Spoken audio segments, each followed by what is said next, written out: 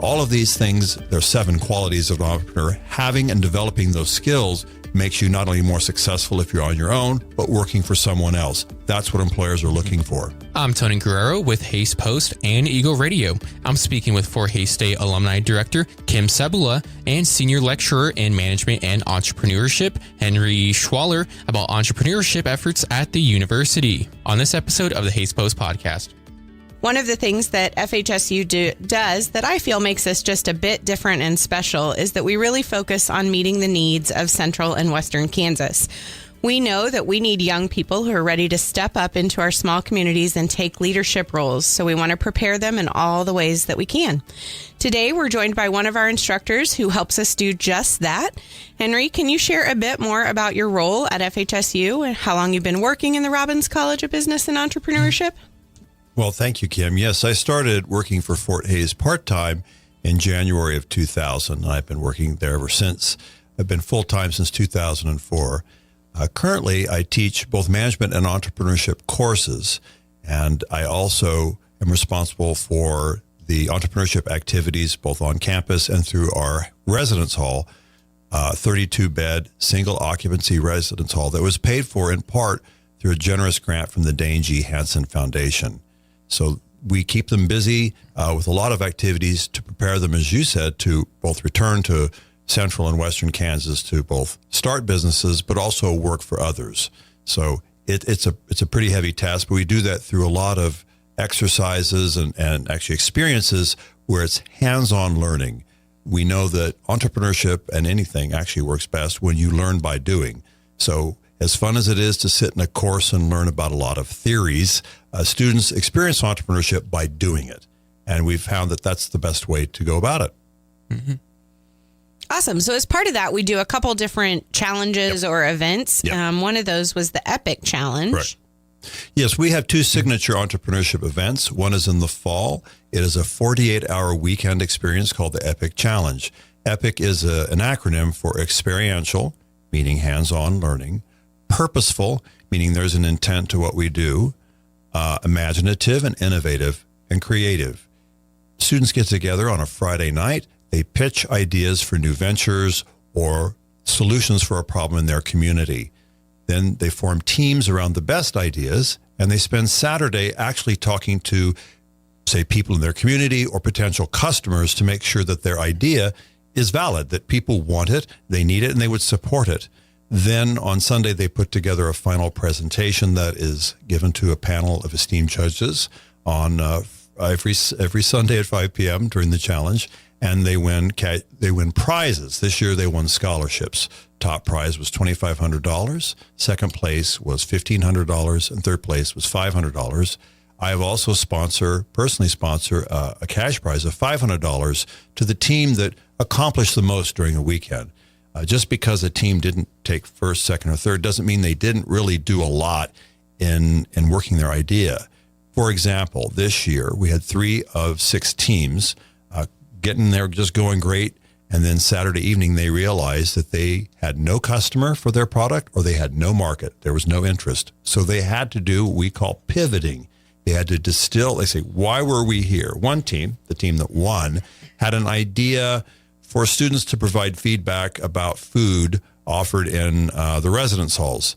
That didn't really take off too well, so they pivoted, and they decided that they would instead create an app where students living in the residence halls who wanted to get rid of things could sell them to other students who live in the residence halls, sort of like eBay, but for tigers. And so they really developed that quite well, and by pivoting, they actually then won the competition because they demonstrated that students wanted it and would use it, and it was something that you could really easily do and launch. Not every idea that comes out of one of these events has to be the next Apple or Google. It's just something that is launchable and practical and can be done in our community or anywhere in Northwest Kansas. And can you explain why a focus on entrepreneurship is important at FHSU? It's important really in any context. We just do something a little bit different than the other universities. The reason it's important, and we can follow it in the news, the world is changing at a faster and faster pace. Technological change is not only occurring, it's happening at a rapid pace. And AI pops up a lot, artificial intelligence. So this technological change, meaning how we work and what we do in the world of work, is changing. The second element is demographic change, but it's all over the country, but certainly in Western Kansas, we have a declining and aging population. So we need to equip students that are ready to go back into those types of communities and make a difference. And then global change. Even with tariffs and other things, we are very much interconnected into a global community. And if I'm making a product or providing a service here in Hays or Western Kansas or Colby or Bird City, I'm going to have a competitor globally, and I have to be prepared for that. So whether I want to start a business on my own or I want to work for someone else, you need entrepreneurship skills, resilience, internal locus of control, being a self-starter, self-confidence, all of these things. There are 7 qualities of an entrepreneur. Having and developing those skills makes you not only more successful if you're on your own, but working for someone else. That's what employers are looking for. Mm-hmm. Are there any other challenges or competition events that students can enter? Absolutely. We have a spring challenge. It's a companion challenge to the fall one called the Faulkner Challenge, named after an alum, Kevin Faulkner, who contributed to it. It is a business plan challenge. It takes place over a number of months rather than a weekend. So in February, we provide workshops and help students get ready to prepare their business plans. They submit the business plans in early March. We call through them and we use a rubric or a scoring sheet that the students have ahead of time. And then the top 8 do a final presentation at the end of March. So that's one of them.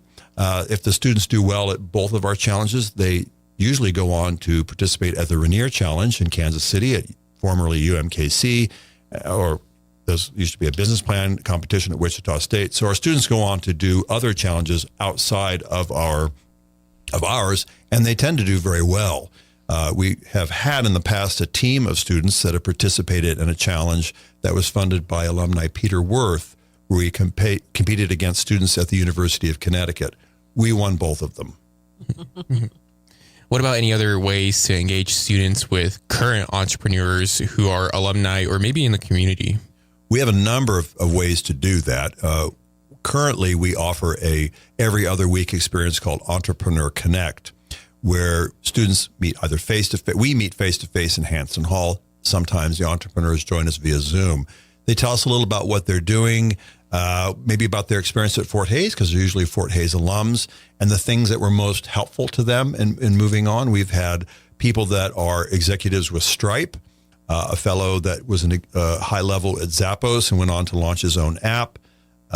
So these are people that are young, so they're sort of relatable to our residents, but they can tell us about what they do, what that world looks like, and what from Fort Hays helped them the most. We also connect our mentors and our alums through, they are the judges for our competitions. So they have a better sense of what it takes to be successful. We also take business tours.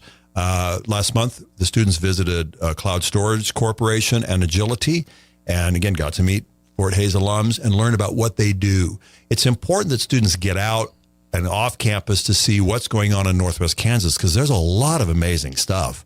Last year, we went to the dairy in Rexford, McCartney Dairy, and that is an amazing place. It's open to the public. They have a tour, but what they do there, it's world class, and they're making milk that is, it's organic. It's fantastic. Then we visited a couple of businesses as well in Colby. Students need that get out of the building, off the campus experience, because then they can ask questions.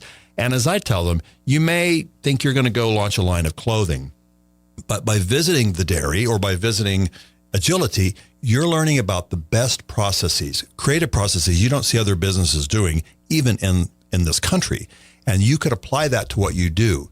And so those kind of experiences, I hope, really get students maybe out of their comfort zone, but also learning about new experiences. And this is really a great place to kick in a plug for our listeners. If you are an entrepreneur or own a business or work in a business here in the Greater Hays community, and you would be interested in talking with our students, reach out to Henry. Please do. Reach out to the Robbins College. Have that conversation so we can connect you with our current students. We love that. And you guys had also mentioned Hanson Hall. Can you guys explain what is Hanson Hall and how does someone qualify to live there? Well, the Dane G. Hanson Entrepreneurship Hall opened 9 years ago. It was funded by a grant a very generous grant from the Dane G. Hansen Foundation. It is a 33 unit residence hall. It is the only residence hall in the state of Kansas that is solely for entrepreneurs or students who are creative and innovative. It's open to any student, regardless of major. We do prefer students west of Salina, but again, there are demographic challenges there. And the students are engaged in a lot of programming from the beginning to give them an immersive experience of being entrepreneurs and learning and supporting each other. The hope is that they work together to create new ventures, and I think we're seeing some evidence of that. They're single occupancy rooms. We have students from all over the world that live in the hall and all different majors. Again, I'm a business major, very happily so. I have a degree in management, but some of the best ideas come from our students in tech studies and biology. Good ideas have no bounds, and so we really want to get that great mix. So they're engaged from the first day they move in the hall, and they really develop a culture of supporting each other in innovation. So again, for students who are interested in Hansen Hall, the housing contract is open for next academic year. So students would want to fill out that housing contract first. And then there's a page in the housing contract that talks about Hansen Hall and provides the contact information to submit that application to the Robbins College of Business and Entrepreneurship to get accepted. And like Henry mentioned, with the partnership through Dane G. Hansen, the focus is definitely our students from Northwest Kansas. We really want to help support that Central and Western Kansas idea here, but definitely if a student is interested in entrepreneurship, we encourage them to apply through the process. And it's a really cool hall for students who live there. Builds really a small cohort that lets them work together and feed off each other. So once they submit, they indicate their interest in Hansen Hall, we automatically send them an application. It is a screen process. We had 80 applicants this spring. From that, we chose 28. I'm kind of losing it a bit on that, but specifically, we are recruiting right now through the Youth Entrepreneurship Challenge that is sponsored by Network Kansas. The Ellis County one was hosted by Grow Hayes last week.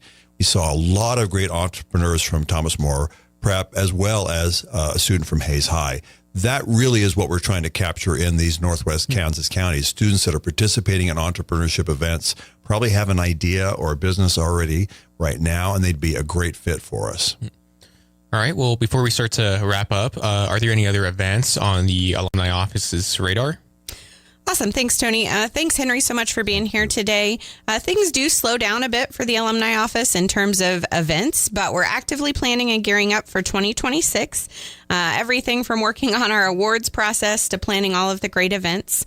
This is also a really good time for our alumni to make sure that all of their information is updated with the Alumni Office. Make sure we have your current contact information. Tell us any new news that you have. So go to FHSUalumni.com to update that information. We also partner with the university to acknowledge the tremendous service of faculty and staff at FHSU during the holiday season. So we will recognize those who have dedicated 25 years of service to FHSU in early December. I think this year there are about 22 faculty and staff that will receive that recognition. So a great milestone that'll be a lot of fun. Of course, we also welcome new grads to the ranks of alumni following fall commencement on December 12th. So mark your calendars for those commencement ceremonies. And then there's still a lot going on at the university in the closing weeks of 2026.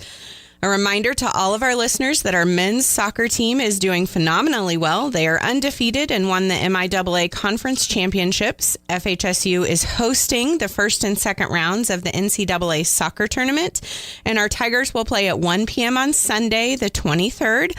It might be a little cool, but we're hoping to have a great crowd to support the Tigers.